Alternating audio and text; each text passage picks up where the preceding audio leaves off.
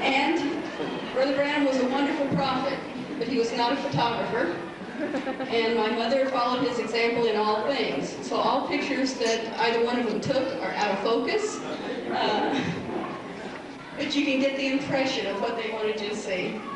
Okay, this, to start with, this is the house that's on 8th Street in Jeffersonville, and this is where my parents lived when I was born. They were married in 1941 and moved in here. Actually, it's a two-people house. They just lived in the front 2 rooms. Somebody else lived in the back. And I was born in 1946.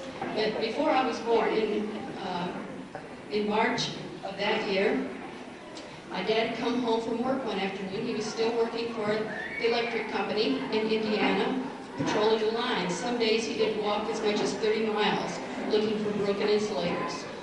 He came home and there was company sitting on the porch, he went to walk around the side of that building, and there was a whirlwind that came out of that tall tree there that's to the right of the porch and slammed him against the side of the building. And Mother came running over and said, "What's the matter?" And he says, "I have to find out what all of this is about. I'm going to my cave, and I'm not going to come home till I know what's happening." And when he went to the cave, that's when the angel came, gave him his commission, told him he would be given 2 signs. And he asked at that time, "Can I wait till this baby is born?" My mother was pregnant at the time with me. And when I was 2 weeks old, Dad left for his first major campaign, which was to St. Louis. And that's where we lived. This little house is where we lived until I was 2 years old. In 1947, when I was 1 year old, Brother Jack Moore came to visit. And he was a contractor down in Louisiana. He traveled quite a bit in the meetings that Dad was having, very large campaigns, thousands of people attending. And so when they were in a campaign in Canada, he took up an offering and bought a house for us, because he couldn't imagine Brother Branham living in this house. You have to understand there was no indoor plumbing in this house, and neither one of my parents had ever had, up to this point, indoor plumbing. So Brother Moore took up an offering, and they built us a house up on Ewing Lane. Now this picture was taken in the 70s. I did not have a slide of an early picture of this house. But on the main floor, when it was built, on the main floor there was about 1,200 square feet, 2 bedrooms, 1 bathroom. What did I do?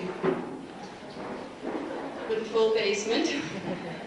And can you imagine how they felt moving into this house when they'd never even had indoor plumbing before? They were so awestruck that we did not even, Mother wouldn't even cook in the kitchen for a year. Other slides here. Now this is an earlier picture of the house. This is not a supernatural photo, and I'm not trying to make it out to be, but it's the only thing that I could find that showed the driveway, the entrance to the driveway. The long, slanted rocks there. Just again, I found another one. This is some of my cousins, my little sister here in the front, and some of my cousins. You can see what the driveway, the entrance to the driveway looked like. Brother Branham talked about this a lot on tape, how that when they had the vision in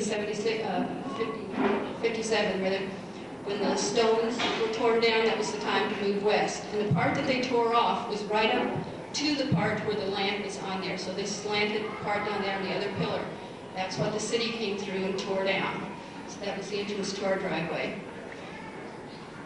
Let's see if I have another one. Okay, this is another picture in front of our house. Dad also talked about the green shutters with the little white crosses. This is my mom and dad, and one of the stories that Dad used to bring home, but I'd like to orient you a little bit here to the front of the house.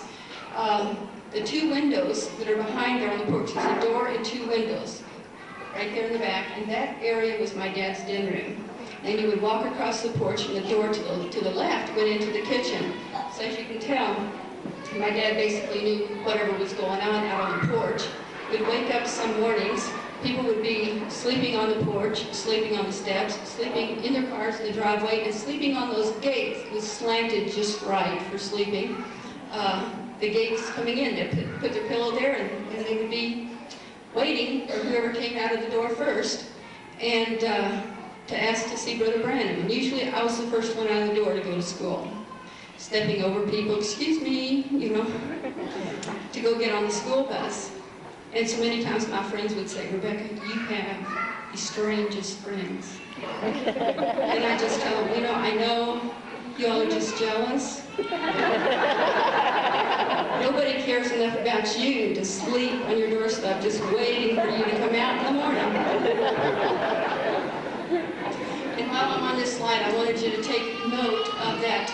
There's a tall shrub that is at the left end of the porch, the very left end of the porch there, right as even with the kitchen door. Oh yeah, this is just another shot of Dad with one of the strays he used to bring home. We had quite a zoo of animals. Now, Dad liked to clown. Many of you, have a hard time believing this, but he was. He did like to clown, and this he called his cowboy pose, bow-legged cowboy pose. And as you can tell in the other picture, here, just a second, I'll back up. My mother, she dressed a little more normally, but this was Dad's favorite clothes. And he would come in from hunting like this, and he'd tell Mother, he'd say, now, Mommy, don't wash these. In another couple of weeks, they'll smell just right. Just stand them up over there in the corner for a while.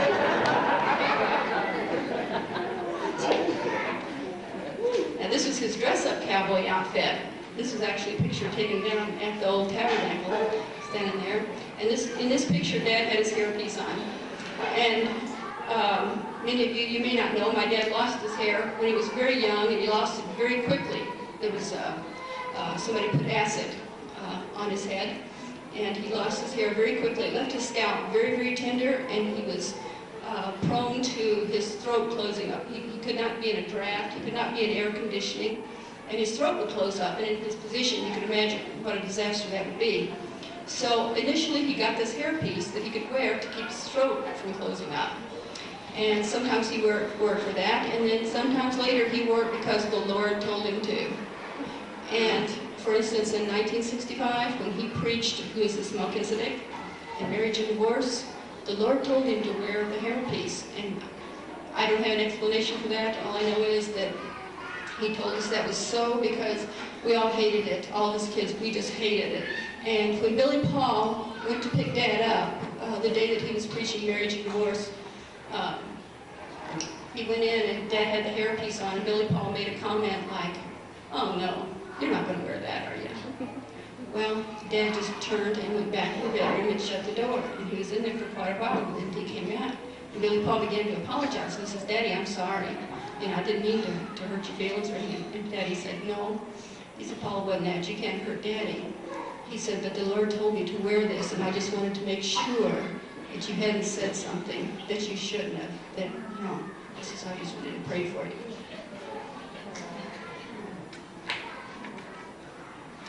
Now, the story behind this is my dad and myself.